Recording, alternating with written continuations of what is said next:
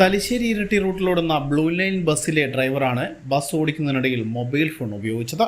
Drive ചെയ്യുന്നതിനിടയിൽ mobile phone ഉപയോഗിക്കുന്ന ദൃശ്യം പകർത്തി എൻഫോഴ്സ്മെന്റ് RTOയ്ക്ക് യാത്രക്കാർ അയച്ചു നൽകുകയായിരുന്നു.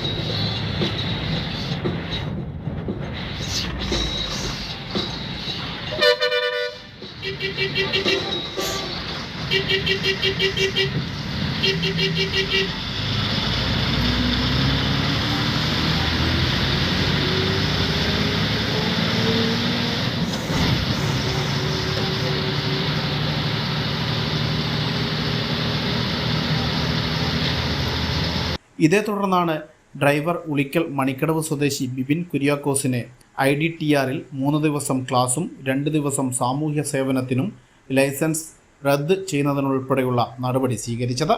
കാക്കയങ്ങാട് തില്ലങ്കേരി റൂട്ടിൽ കാറിൻ്റെ ഡിക്കി തുറന്ന് അതിൽ ഇരുന്ന് അപകടകരമായ രീതിയിൽ യാത്ര ചെയ്ത തില്ലങ്കേരി സ്വദേശികളായ യുവാക്കൾക്കെതിരെയും നടപടി സ്വീകരിച്ചു. കാറിൻ്റെ ഡ്രൈവറുടെ ലൈസൻസ് 1 മാസത്തേക്ക് സസ്പെൻഡ് ചെയ്യുകയും 3 ദിവസത്തെ IDTR ക്ലാസും 2 ദിവസം സാമൂഹ്യ സേവനം നടത്താനും നടപടിയാണ് സ്വീകരിച്ചത്. Enforcement RTO U Mujeeb, motor vehicle inspector MP Riyas എന്നിവരുടെ നേതൃത്വത്തിലായിരുന്നു നടപടി.